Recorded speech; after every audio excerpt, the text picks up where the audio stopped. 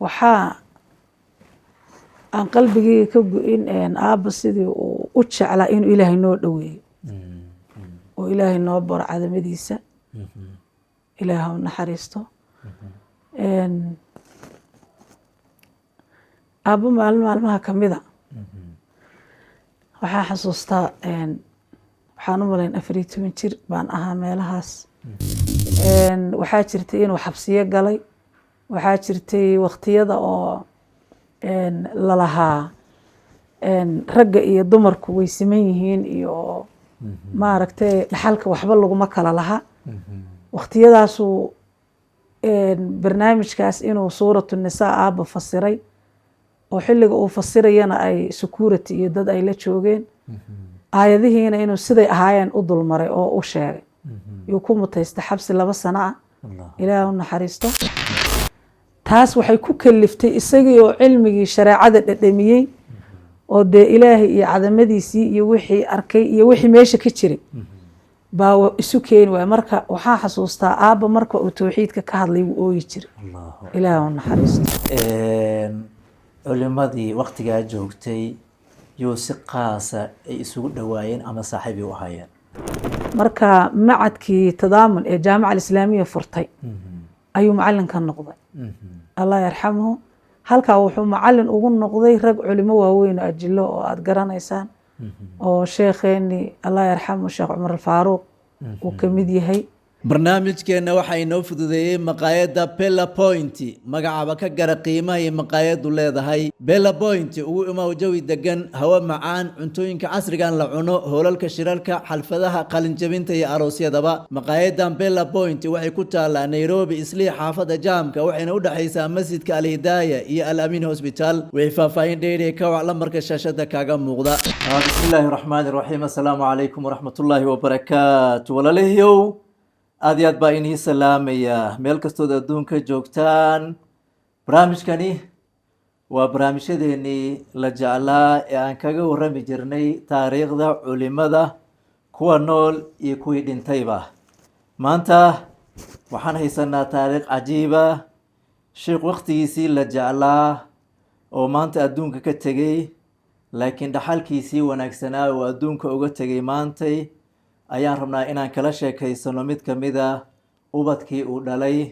waa sheekh la yidhaahdo sheekh cabdullaahi baarakallah oo waqtigiisii bulsho badan oo soomaaliyeed aada iyo aada uga faa'iidaysteen maantana cilmigiisii ardadiisii ay faafinaysay ubadkiisiiba waxaan jecel lahay inaan ka wareysano mid ka mid a ubadkiisii oo lagu magacaabo ustaada ayaan ustaada marka kooda kusoo dhaweynaya kusoo dhowo warbaahinta safiirka islaamka intaanan gelin sheekha iyo dacwadiisii iyo taariikhdiisii waxaa inoo sheegtaa waa qofka marka koowaad inooga waramaya taariikhda sheekh cabdullaahi soo dhowow waan dhowahay bismi illaahi raxmaan raxiim alxamdu lilah wakafaa bihi wasalaatu wasalaamu calaa rasuulillaah waa ku mahadsantihiin barnaamijkan aada qabanaysaan safiirka islaamka aada baan idinka mahad celinayaa qofka aada wareysanaysaan maanta alxamdulilah waa ayaan sheekh cabdullaahi cumar alfaqiira ila allah waa miskiintaas oo uu dhalay sheekhaas marka waa mahadsantihiin aada iyo aad baad u mahadsan tahay waxaad noo guda gashaa magacaas bulshada soomaaliyeed kuma cusba sheekh cabdullaahi aada baa loo wada garanayaa inkastoo hadda da-da maanta joogta ee maanta nool in badan aysan wada garanaynin marka maadaama barnaamijkeenu bulsho badan ay daawato ayna taqaano in meeshan looga waramo taariikhda culimada maanta nool iyo kuwii dhintayba waxaa rabnaa inaad noo gashid kumuu ahaa sheekh cabdullaahi baarakallahu se maxay ugu baxday soo dhowow sheekh cabdullaahi cumar wuxuu ahaa sheekh weyn oo caalim ilaahay ha u naxariisto jannadii firdowsana ha geeye sheekhul mashaa'ikh buu ahaa soomaalida mashaa'ikhda caanka ka ahayd waqtigeedii waqtigiisiina kusoo dhameeyey dacwo gudasho iyo diinta ilaahay inuu u adeego sheekh cabdullaahi baarakallah sheekh cabdulaahi cumar nuur buu ahaa,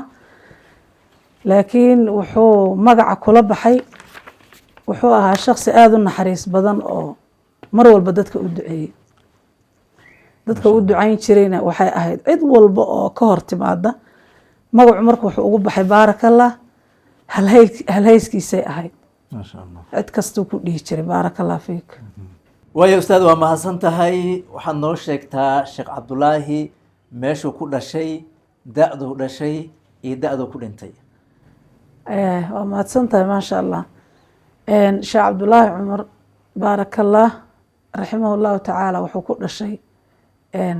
gobolka shabeelle, magaalada qalaafe meel yar u dhow buu ku dhashay. da-dii maadaama uusan dee qof magaalo ku dhashay xilligiina ay aada isaga fogeyd, aduu 30 iyo meelahaas 33 meelahaasuu dhashay 1933 ama 34 midun. aabbo allah u naxariistee wuxuu dhintay 2017 bishii 9aad buu dhintay raximah llahu tacaala. da-dana qiyaas ahaan ilaa 81 meelahaas ayuu ku dhintay aabbo, allah u naxariisto.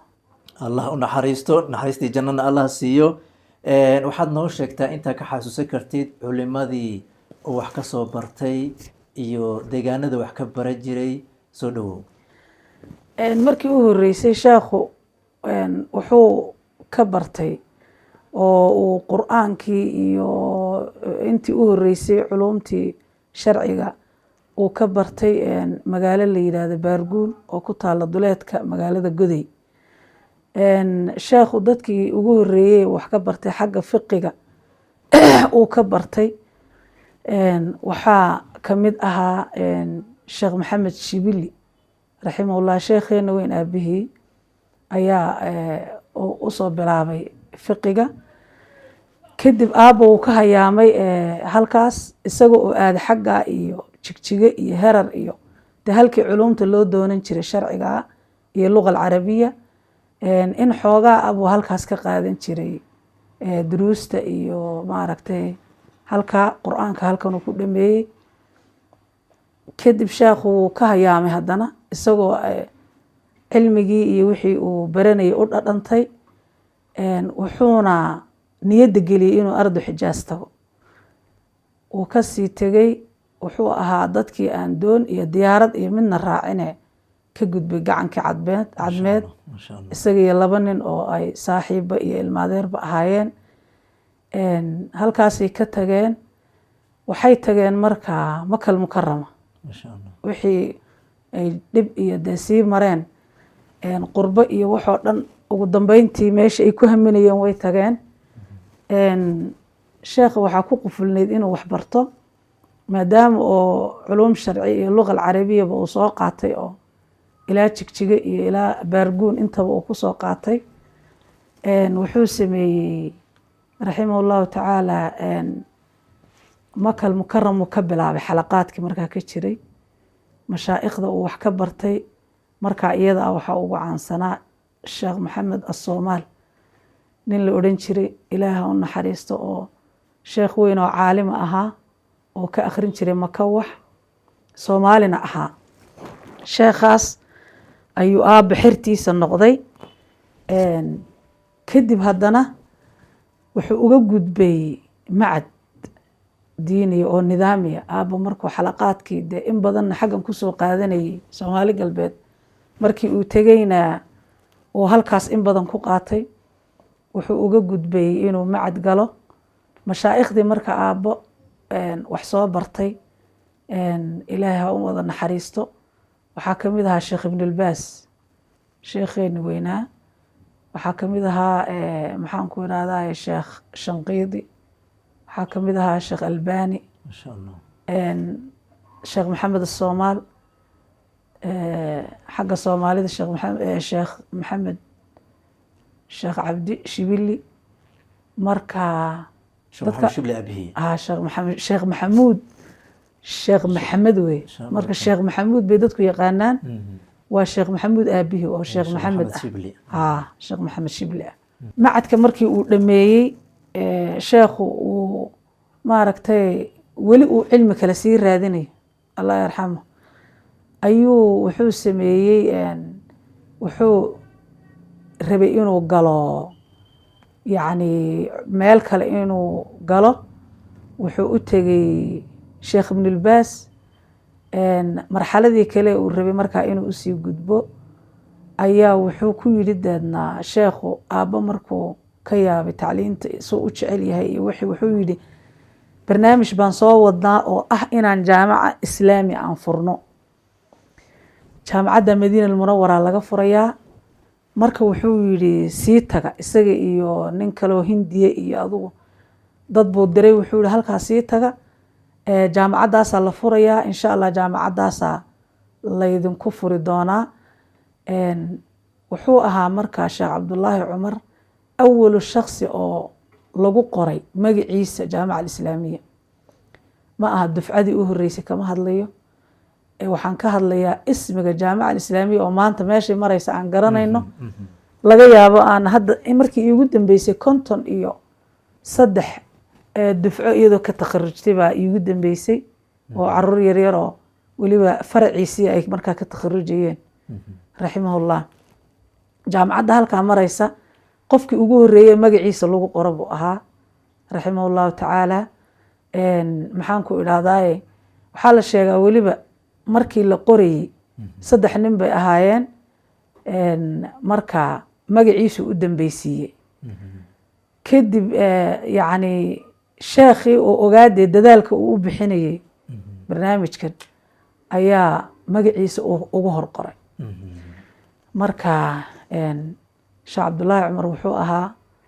ilaaha u naxariistee shaksi dacwo aan kagana hadhin culuumtii iyo waxbarashadii waan bartay iyo waan kasoo takharujay keliya ee ilaa aakhiri xayaatihi dacwada ka shaqeynayay takhasuskiisii dhanka shareecada xagiiba u badnaa takhasuskiisa xadiid buu ahaa maasha allah cilmi alxadiid buu ahaa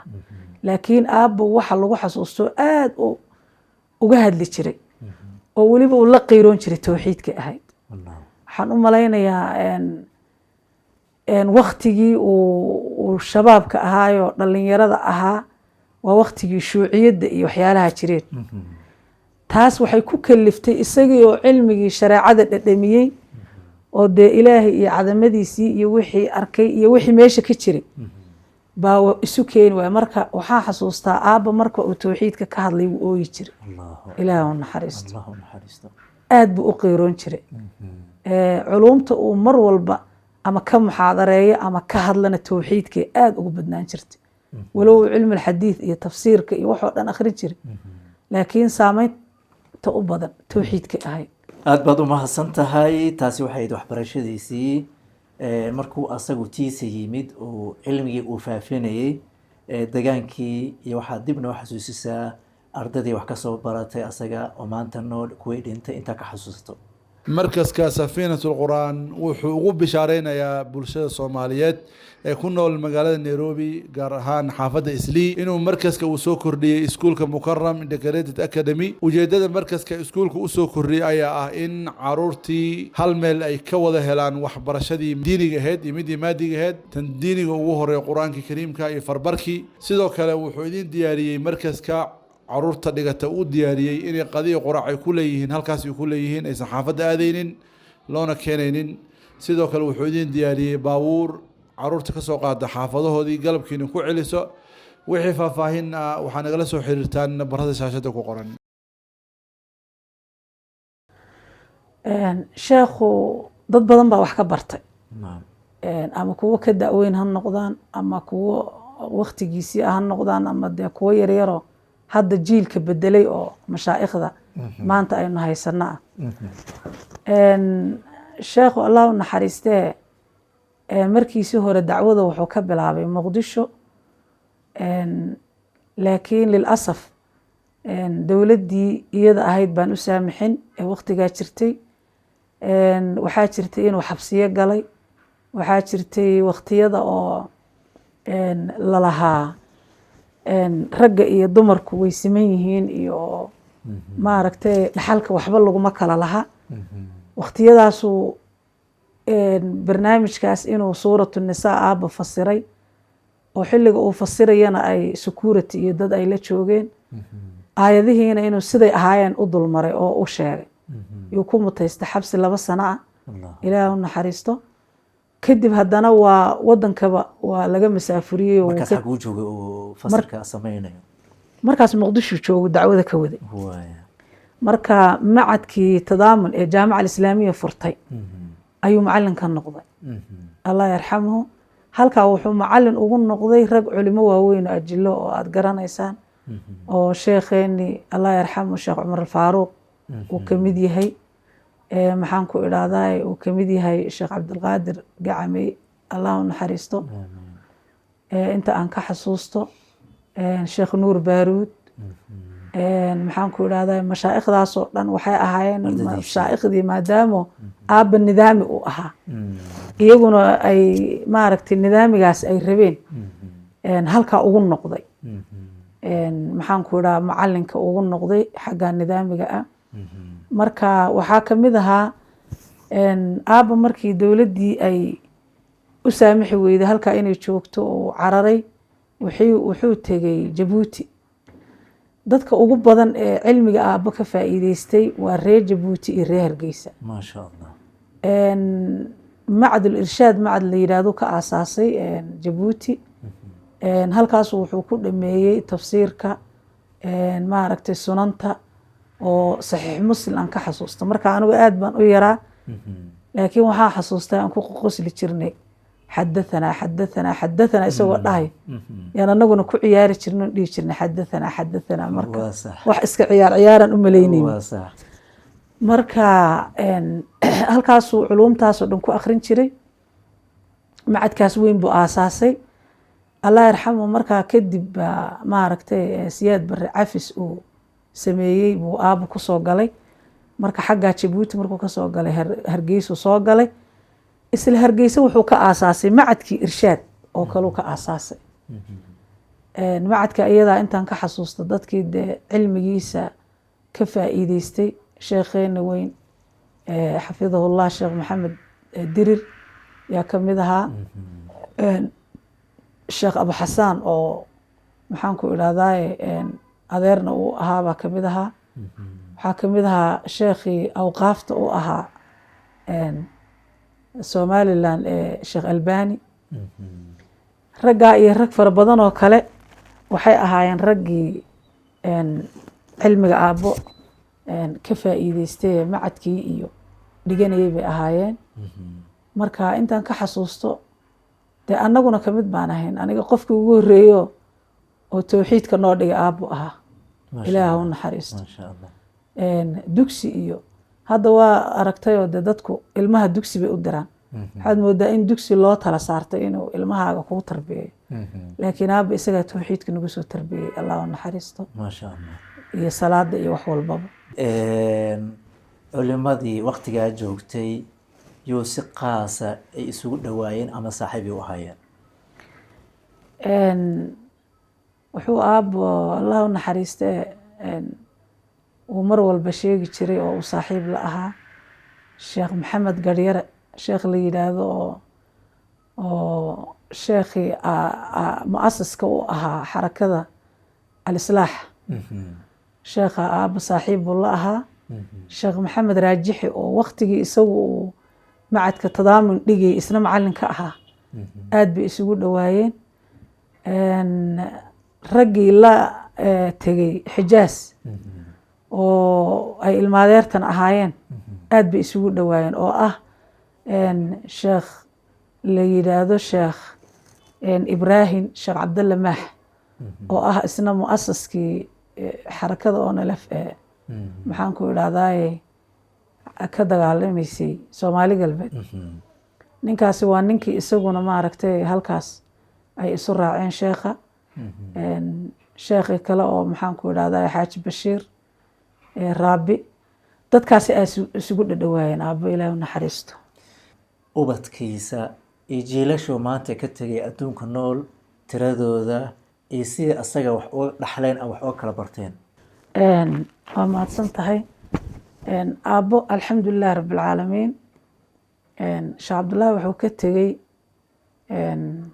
caruur fara badan buu ka tegey raximah allahu tacaala. dee waxa ay sii dhaleen iyo markii lagu daro taqriiban un mooyaane, laakiin ma garan karo waagii uu dhintay allah u naxariistee ilaa 105 meelahaas bay ahaayeen, laakiin hadda awlaad badan baa nagu soo darmatay. maasha allah. ilaahi ha wada barakeeyo. sheekhu maxaan ku idhaha hadda markuu dhimanayey wixii horey u dhintay ma ogiye 17 wiil iyo 12 gabdhood baan ku dhaxalnay aabo. adinku ahaantiin ilaahi ha u naxariisto. maasha allah. annaga waxaan sii dhalnay mooyaane saasay ahayd intuu asagu ka tegey. intuu isagu ka tegey. marka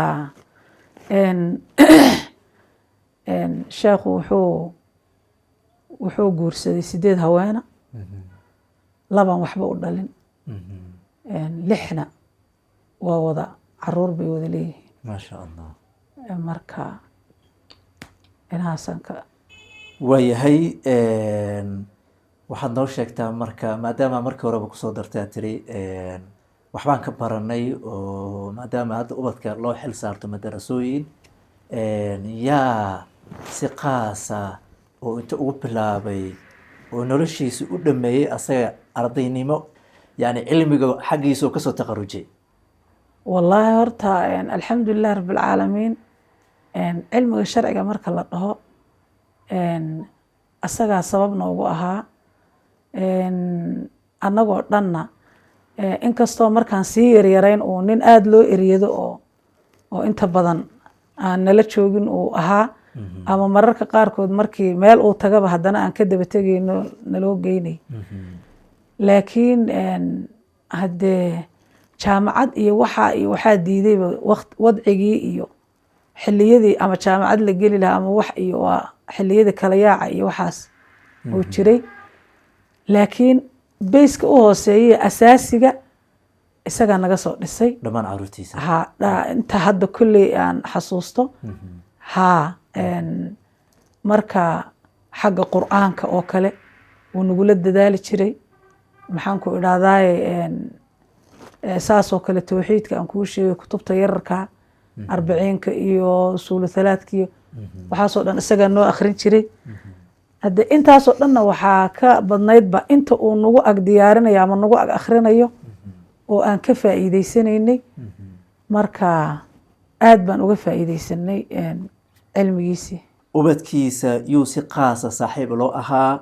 yuusa jeclaa in dhaxalkiisa diineed uu la wareego? aabbo horta saaxiib buu nala wada ahaa, oo iska dhaaf annaga qofkii mar uu bartaba saaxiib buu la ahaa, allah u naxariista. laakiin ubadkiisa qofka hadda ay isugu dhowaayeen, oo annagoo dhan ba isku manhaj baan ahayn, laakiin haddee xagga ragga ah oo maxaan ku idhahdaaye isugu dhowaayeen ama uu jeclaa inuu dhaxalkiisa qaadayna maasha allah. ficlan waxa weeyaan doctor cabdiraxmaan sheekh cabdullaahi cumar. maasha allah. ninkaas aabba aad buu u jeclaa inuu maaragtay dhaxalkiisa qaado. wuu qaaday oo jaamacaddii uu ka baxay. maasha allah. aabbayuu ka baxay. isaga laftigiisu wuxuu fursad u yeeshay inuu heer PhD professor uu ku qaato, macalinna uu ka noqdo, oo uu noqdo macalinka ugu horreeyey isna Soomaaliyeed ee meeshaas ka noqdee la qaato. isagoo aada u da'yarna doctoraaga qaatay. marka ninkaasay aada isugu dhowaayeen oo uu u jeclaa inuu dhaxalkiisa xambaaro. aan isleeyahayna wuu xambaaray alxamdulilah. maanta meesha aabbo isagaa taagan. anagu dumar baan iska nahay, mana anaan gaarin heerka, laakiin ninkaasaa noo taagan meesha aabbo, allah yarxamu. waayahay, aad baad u mahadsan tahay. weli qoyskii baan ku dhex jirnaa. su-aashaana si qaasa adiga kugu socotaa. maxaad si qaasa ugu xasuusataa oo aan qalbigaaga ka go-in maanta? wallaahi ilaaha u naxariisto, wax badan baan qalbigayga ka go-in. waxaa aan qalbigayga ka go-in aabba sidii uu u jeclaa inuu ilaahay noo dhoweeyo, oo ilaahay noo baro cadamadiisa ilaahay ha u naxariisto aabbo maalin maalmaha ka mida waxaa xasuustaa waxaan u malayn 14 jir baan ahaa meelahaas waan xanuunsaday aad baan u xanuunsaday malaria ay haysay marka aabbo wuxuu ahaa mar walba qofka jecel inuu ilmihiisan iyo ilaahay xadhigooda uuna go-in walowda annaga marka aan iska yaryarno aanan cilmina aanan sii lahayn wuxuu ii yimid anoo aada u qandhaysan marka wuu itaabtay wuxuu yidhi aabbo wax kale muuna i weydiinin ma tukatay buu yidhi casar markaasaan ku idhi maya marka aan maya leeyahay waan iska ooyo waxaan leeyahay aabbaha miyuu waalan yahay yacni saan baabad u sakaraadsan tahee salaada ku weydiinayo laakiin mar kasta oon soo xasuusto waan u duceeyaa ilaahu naxariisto aabba markiibuu kiciyey ii weyseeyey salaada tuku yidhi marka waxaa kaloon qalbigeyga ka goyn aabba uu duco badnaa weliba ducada uuna maqashiin jiray markuu annaga noo ducaynay marka wuxuu noogu ducayn jiray mar kasta oo aan maqli jirnay rabbanaa hab lanaa min aswaajina wa duriyaatina qurata acyun aayadaasu mar walba akhrin jiray weliba waxaan xasuustaa saas markaan usoo fadhiisano aabba muuna ahayn dadka iswaaweyneeyey iyo dadka caruurta mar kasta inuu annaga nagu dhex jiro oo noo sheekeeyo yuu jeclaan jiray xataa cuntada gooni hadday hooyo ugu rido wuu diidi jiray caruurta igu soo rid buu dhihi jiray marka wuxuu dhihi jiray ilaahu naxariistee gacmaha intuu saa dhaho rabbanaa aatinaa fi dunya xasana yuu saasuu nagu soo dhihi jiray mar walba gacmaha marka iyadana waa waxyaabaha aan qalbigeyga ka goynayn isleeyahay maanta dhaxalkan aan haysano iyo wanaagga iyo dadka ilaahay subxaana wa tacaala yaqaana isagaa sabab u ahaa ducadiisii waxaa kaloo iyadana yaable dadku inta badan mowdka waynu nacabna waynu ka cararnaa waa maaragtay dee qofna ma jecla inuu hadda la dhaho bal isu soo dhiib laakiin allah yarxamo aabbo intuusan dhimanin bilo ka hor group whatsapp oo aan samaysanay oo isagu noo sameeyo yidhi sameeya oo laysku xidhiidhin jiray iyo wuxuu kasoo dhihi jiray aabbo waxaan dhali karay waan dhalay waxaan dhaqi karay waan dhaqay wixii aan rabay inaan dad gaadhsiiyo waan gaadhsiiyey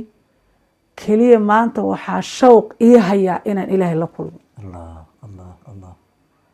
marka waa xasuustaa gabadhan walaalanoo aada u calool jilicsan baa intay oyday dhe aabbo xagee lagu arkay qof geeri baryaya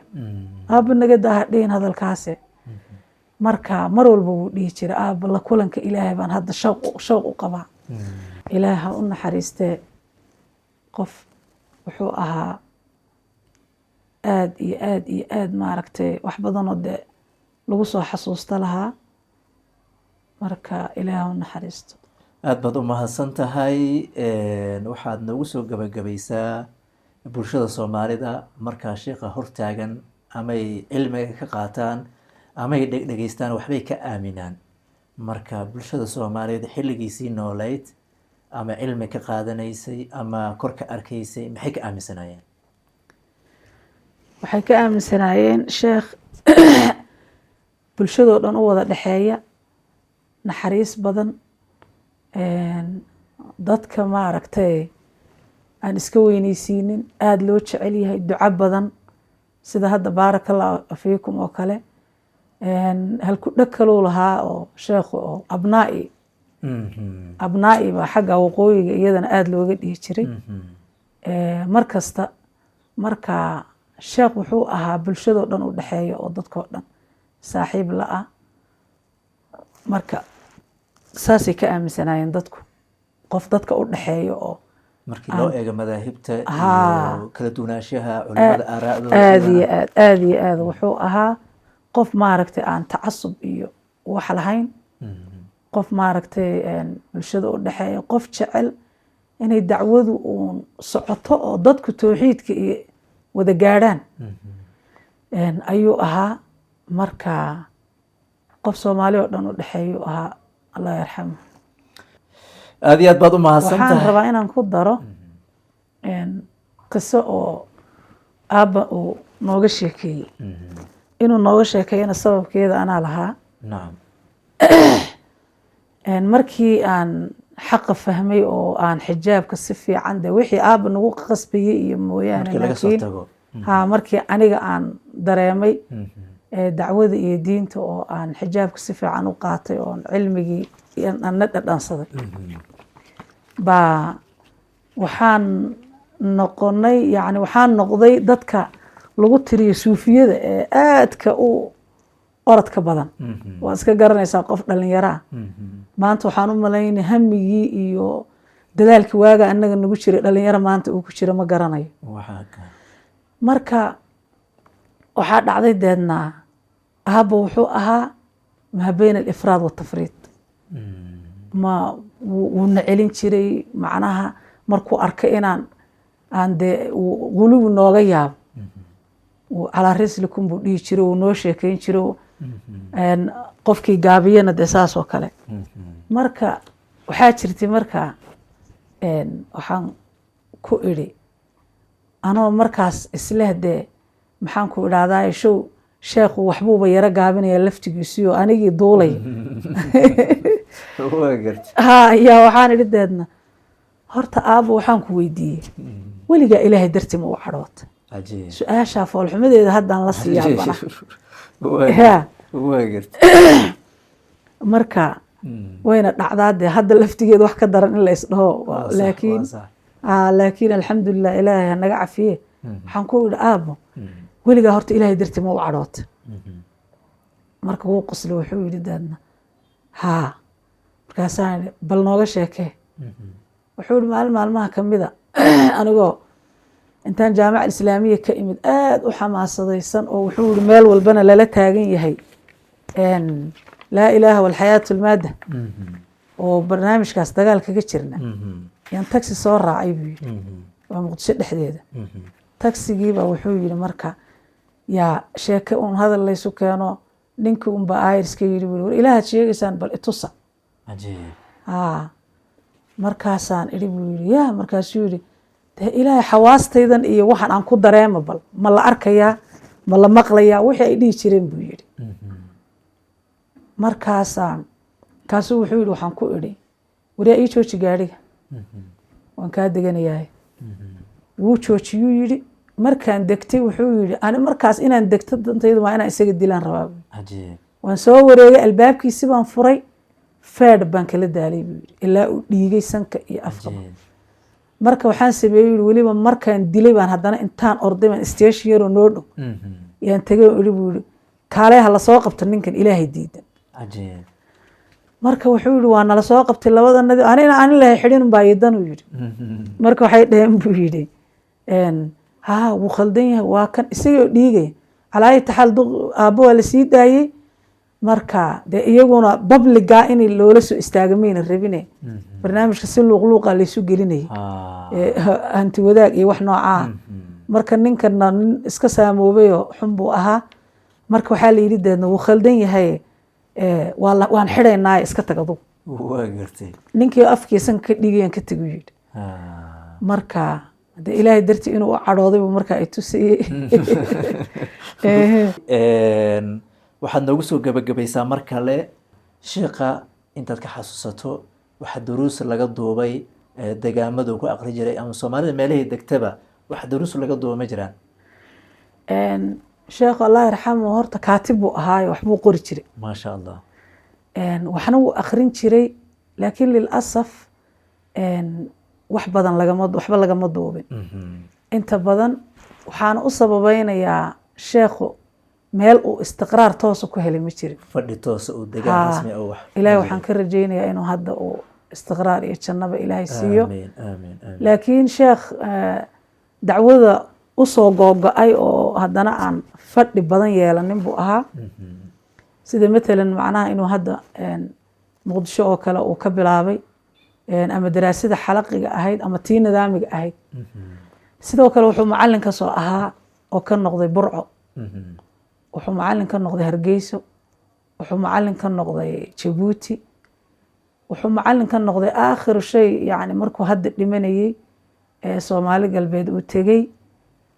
isagoo aada u xamaasadaysan oo tawxiidkii maadaama kolba waxbaa waxaysane hadda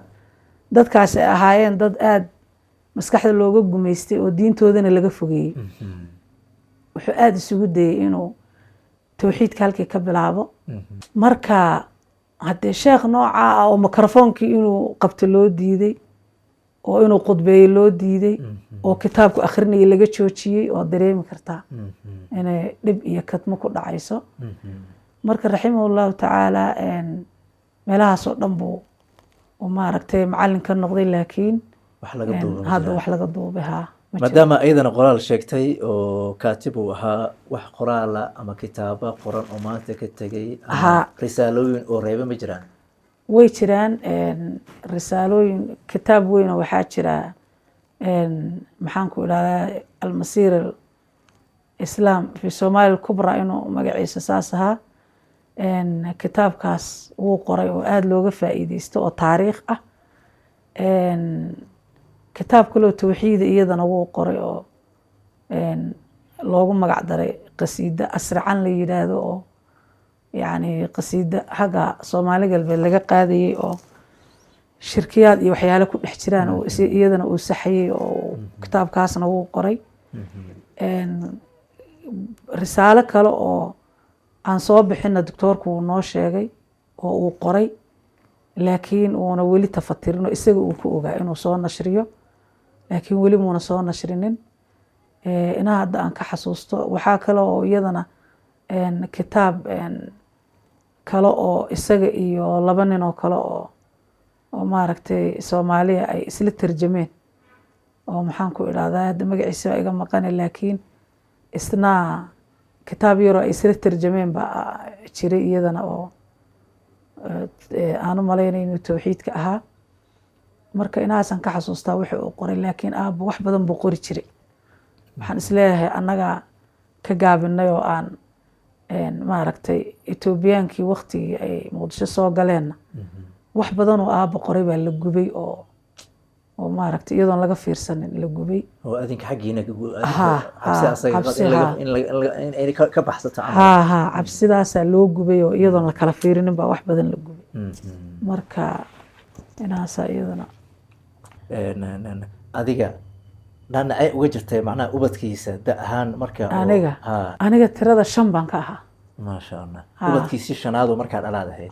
ubadkii shanaad oo markaa dhalay baan ahaa 3 gabdhood oo arlo xijaas ku dhalay oo maaragtay yaa jirtay oo aan Soomaalidan ba ahayn iyagu ilaa hadda halkii jira iska jooga maasha Allah kadib waqtigii dacwadan uu bilaabayay shuuciyadda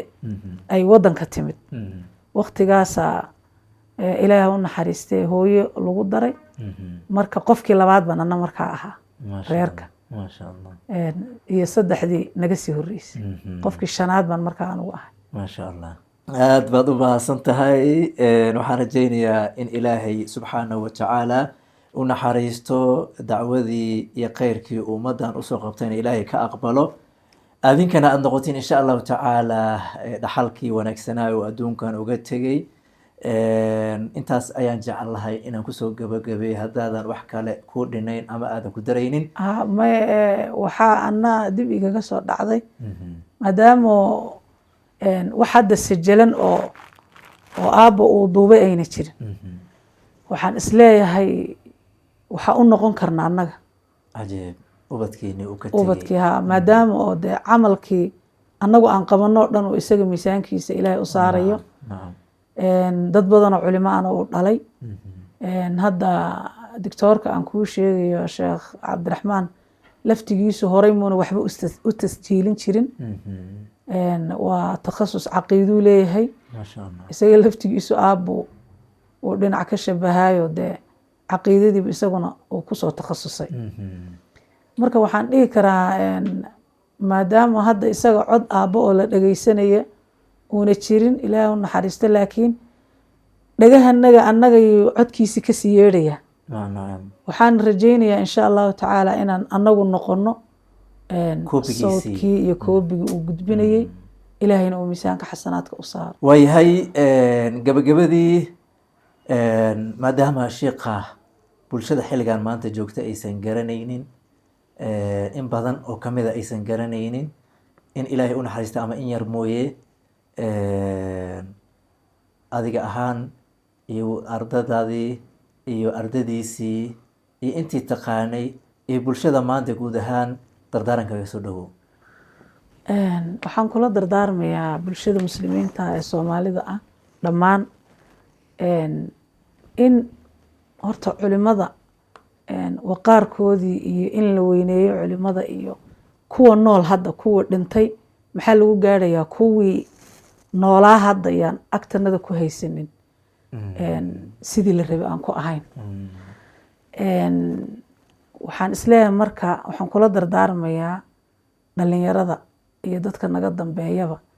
kow horta inay bal culimada maadaama adduunkii taqniyadii wax isbedeleen oo taqniyo loo gudbay oo maanta uu shar iyo khayrba meedihii dhex yaallo inta ay nool yihiin culimadu in horta laga faa'iideysto oo duruusta iyo maxaan ku idhahdaaye laga duubo. maxaan ku idhaha taas waan kula dardaarmayaa. waxaa kaloon kula dardaarmayaa culimada maqaamkeeda inaan soo celino. markaasaa waxaan ogaan karnaa in aan kuwii dhintay ama ha noqoto xataa maaragtay kasoo bilow salafu saalix iyo saxaabadii ama kuweenii soomaaliyeed ha noqoto inaan ogaano oon barano. marka haddaabanaan kii noolaaba uuna agtanada sharaf ka lahayn oo la xagxaganayo oo qofkii hadlaba uu iskaga neefsanayo oo hilibka culimadu waa sun baa la yidhi aan layska ilaalinaynin ka dhintay maxaa lagu gaadhayaa wax lagu gaadhaya ma laha. marka culimada waxaadna moodaa tarbiyadaasu markii horeana laga soo lumiyey laftigooda culimadu waxbay ka qaateen xaqiiqada marka loo dayo. culimadii suufiyada ahayd ee hadee diinta laga soo gaadhay yaa iyaguna xoogaa xadgudub aho xagga culimada ah oo inay culimada karaamaysan iyo hebel baa karaamaysan iyo in loo soo gurguurtay iyo inay marka saxwa islaamiya way gudubtay iyaduna dhinaca kale u gudubtay. waxaa la rabay inay maaragtay aan qoladana laga soo gaabiyo lagana tegin culimadii waxeedii. marka heer waxay noqotay marka aniga haddaan aan akrin kara arbaciinka inaan isku dheerariyo sheekh hebel oo kale matala oo wax farqi oo dhan in yaroo luqa carabiya haddaan barto ama jaamacad yar ka baxo inaa anigana sheekh ismoodo. soomaalidu waxay dhahdaa baqal baa farda la daaqdo markaasay isboodda faras. marka wiil yar ama gabadh yaroo in yaroo oo weliba haa kasoo bowsatay oo weliba iyaga ay kasoo baratay ama uu kasoo bartay ayuu maantoo dhan uu sheekh ka lushaa. waxaan xasuustaa oo la ii sheegay niman aada culimadeennan waaweyn ugu kacsanaa yaa intuu tafsiirkiisa soo dhegeysto oo shito tafsiirkii ama sheekh umal ama sheekh cumar faaruuq allah yarxamu yuu dhegeysani wax kale maba yaqaanaba dee markuu intii soo dhegeysto intuu rabana sheegay intuu rabana iyagu ku dabagedino wuu ku caayay. marka waxaasoo kale looma baahna si caruurteenu marka iyo jiilka naga dambeeyo ay culimada iyo waqaarkooda iyo waxay culimadu soo tareen u ogaadaan. ayankan waa in culimada la weyneeyo oo culimada maaragtay laga dambeeyo oo culimada xataa si edab leh yani culimadu ma aha macsuumiin laakiin xataa haddii ay wax dhacaan oo simbiraxa dhacdo in sheekha loo naseexayn karo si khaasa loogu naseexayn karo. laakiin hadda waxa meediyaha ka socda iyo soomaali dhexdeed wax culimo aynu leenahayba maba jirta laanna wax qiimoy ugu fadhiyaanba dadka ma jirto. waxaana leenahay ilaahay ha ka abaalmariyo culimada waa dadkiina soo tarbiyeeyey diintana soo baray ilaahay agtiisana way ka rajeynayaan insha allah. caruurahanaga waxaa kaloon kula dardaarmayaa sida ay u yaqaanaan miisi iyo rolando in loo baro culimada soomaaliyeed oo dadka matalan madaarista haya hadda tartamada oo kale markay qabanayaan inay kusoo daraan mashaa'ikhda soomaalida weliba mashaa'ikhda soomaalida qof aan shariif cabdinuur aqoonin oon garanaynin yaa haddaad weydiiso tiraa ciyaartooygana wuu kuu wada tirinaya waana caruurtanada ay dadka sax wada dhaleen marka gaabis ku jira weeye xaggan culimada iyadoon la xadgudbaynin hala weynayo culimada saasaan kula dardaarmi lahaa intaas iyo intaan dib dambe isaga imaan doono waxaan u mahad celinayaa ustaada ayaan oo nooga sheekaysay taariikhda cajiibka ah ee alwaalid sheekh cabdulaahi cumar nuur oo waqtigaa quruxda badan kusoo qaatay dunida maantana qabrigiisa allah ugu waasiciyo allah ugu nuuriyo adinkana waxaan rajeynaya insha allahu tacala inaa usoo ducey doontiin oo aada qof walbaba oo dhageystay inuu sii gaarsii doono qof kale soo ducada ugu sii kaaba insha allahu tacaala aad iyo aad baan kugu mahad celinayaa ustaada adigana waad ku mahadsan tahay taariikhdaas quruxda badan aad noo shiishay oo na siisay iyo wax badan oo aad dib dambe insha allahu tacaala kaaga duubi doona idanka alleh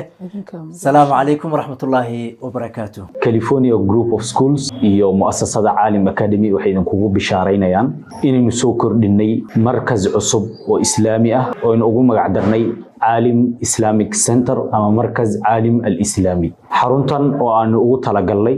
baridda quraanka kariimka ah culumtiisa tarbiyada islaamiga ah iyo waxbarashadii kale la halmaasha oo loogu talagalay caruurta da'doodu tahay 7 jir ilaa 15 jir manhajka quraanka kariimka ah ee xarunta markaz Caalim al-Islami Caalim Islamic Center waxaan ugu talagalnay ardada ama aan u diyaarinay manahij kala duwan ee quraanka ardada ku xifdin karaan oo u dhaxayso muddo 4 bilood ilaa iyo 27 bilood manhajkaas wuxuu u shaqeynayaa in caruurta ma ardada aan fiirino awoodda maskaxeed ee leeyihiin markaanu qiimayno kadib inaan ardayga manhajkii ku habboona aan siino oon markaas aan waalidka u sheegno waqtiga iyo muddada uu quraanka kariimka ah ku xifdinayo sidoo kale waxaanu diyaarinay manahij aan ugu talagalnay quraanka muraajacadiisa iyo ardada ee quraanka horan usoo xifdiyey oo rabo in quraankii dib ay usoo celiyaan ama ardadii hilmaantay quraanka mashibul xifdiga ahaa sidoo kale manhaj aan u diyaarinay quraanka ay ku xifdiyaan waxaanu ka marnayn xifdiga quraanka kariimka ah in ardada la barayo ama laga saxayo quraanka waxaan halkaas ka sii marnayn in tarbiyada islaamiga ah ay garab socoto sida aqeedadii xadiistii iyo fiqiga xarunta Caalim Islamic Center waxay u diyaarisay ardada barnaamij isku dheelitiran oo ugu talagalnay in aan ardada akhlaaqiyadkooda iyo tarbiyada caruurta aan ka dhisno halkaas ay meesha noogu taalo masjid lagu oogayo 5 salawaad caruurtina la barayo sunanti rawaatibta ahayd ama sunanti ka dambeysay salawaadka 5 ah caruurta la barayo adkaartii maalinlaha ahayd sida adkaarta subaxi iyo galabkii la akhrisanayay iyo adkaartii seexanayeen waxaa sidoo kale ardada la barayaa salaada barqada la tukado oo salaatu duxada ah si caruurtii iyo dhaqankoodii iyo shucuurtoodii qalbiga ahayd loo dhiso oo caruurta in u noqdaan caruur u hoggaansan diintooda iyo waalidkoodaba si looga mira dhaliyo qodobada waxbarashada soo tilmaanay waxaan xaruntan ugu diyaarinay ardayda dhammaan waxyaabihii ay u baahnayd bii'adan ama environmentkan aynu ku hayno ardayda da'dan ah waxaa kow ka ah inaynu ka dadaalnay amniga iyo security-ga caruurta nadaafadooda ay muasasadu toos ugu shuqul leedahay taasoo ka kooban nadaafada jiifkooda iyo dharkoodaba waxaan sidoo kale xoog gelinay cunnada ay caruurtu cunayaan in ay noqoto cunno isu dheelitiran nafaqo leh una qalanta caruur da'doodu intan tahay oo laga soo kaxiyay xaafadahooda waxaa intaas inoo dheer in goobaha jiifka ah aynu u diyaarinay si casri ah taas oo ka turjumaysa dadaalka aan gelinayno koridda iyo kobaca ardayda da'doodu tahay 7 jirka ilaa 15 jirka maskaxiyan iyo dhinac jirba waxaan sidoo kale u diyaarinay in aynu mustaqbalka soo saarno arday noqon kara safiiradii diinta islaamka gaarsiinaya dadka aanna u diyaarino inay noqdaan dad ummadda dacwada gaarsiin kara waxaa ka mid ah barnaamijta aynu ugu talagalnay inaan ardayda ku tababarno imaamnimada tujinta iyo hogaaminta inay soo gudbin karaan fariimaha diineed iyo wacdiga kuna soo gudbin karaan luqadaha af Soomaaliga af Sawaaxiliga af Ingiriiska iyo af Carabiga si ay mustaqbalka u noqdaan danjirayaashii diinta islaamka ah u gudbin lahaa ummadaha kala duwan dhammaan. sidoo kale markaska Caalim Islamic Center wuxuu idin diyaariyay waxbarashadii maadiga ahayd oo la rabo ardayda iyagoo quraankii iyo maadi diinigii xooga saaraya inayna ka habsaamin iskuulaadkii waxbarashadii maadiga ahayd. Systemyada aan bixino waxaa kamid ah systemka Kenya ee CBC, waxaa kaloo bixinayna systemka British systemka ee IGCSE-ga, waxaa kaloo iyadana fursad aan siinayna ardayda international systemka dhigta sida American systemka iyo Canadian systemka oo haddii rabaan online ku qaadan kara. waqtigii goobtii ay ku qaadan lahayn iyo macallimiintii ka caawin lahaana aan u diyaarinay. macallimiinta iyadoodu ay dhameystiran tahay oo barnaamijkan ku takhasusana si gooni ahna waan u haynaa oo ardaydaas iyagoo quraankii iyo diinigii xooga saaraya inay iskuulkiina ka habsaamin gelinka dambana aan la qabatino maadaama ardayda waqti ku filan ay nala joogaan. markasku waxaa kale oo diyaariyay goobo ciyaaro iyo madadaalo guud oo ardayda ugu talagalnay maadaama nala joogaan waqti badan. waxbarashaduna kama maaranta ardayga inuu helo waqti uu nafiso, waqti uu ciyaaro, jimicsi iyo exercise uu sameeyo. saas awgeed markasku wuxuu diyaariyay goobo loogu talagalay oo casri ah oo ciyaarihii sportiga hadday noqoto outdoor activities ay ku sameyn lahayn iyo kuwa internal ahaba, iyo barnaamij kale oo aad u xiiso badan oo ardaduna ku nafisi karaan waqtigoodana insha Allah taala kaga faa'iideysan karaan, aan ku dhisayna maskaxdooda iyo caafimaadkooda iyo jismigooda. sidoo kale waxbarashada markasku uu bixinayo waxaa kamid ah luqadda af Soomaaliga oo runtii markasku meel aad u sareysa ay ka taagan tahay in ilmaheena waxbarashada quraanka iyo diiniga baranaya iyo maadigaba inayna ka marnaanin luqadoodii iyo afkoodii hooyo ee Soomaaliga ahaa. kow qoraalkiisii, akhrintiisii, suugaantiisii iyo gabayadiisiiba in la baro oo lagu tarbiyeeyo oo identityga Soomaalinimada ay ku faanaan meel weyn ay ka gaarsiisan tahay. marka barnaamijkaas oo si gaar ah u diyaarinay, macallinkii dhigi lahaa iyo muqarrarkiisana oo noo diyaarsan yahay, ayaan rabnaa inaan uga faa'iideyno ardada dhigata markaska Caalim Islamic Center. markaska Caalim Islamic Center wuxuu ku yaalaa Machakos County, gaar ahaan isgoyska Makutano Junction, kaasoo taqriiban Nairobi u jira muddo 45 daqiiqo ah. wixii faahfaahin dheeraad ah waxaad kala soo xiriiri kartaa markaska lambarada ku xusan shaashada amaba emailka. waxaad sidoo kale wixii macluumaad dheeri aad ka heli kartaan website-ka markaska. waxaan idin leenahay ku soo dhawaada Caalim Islamic Center.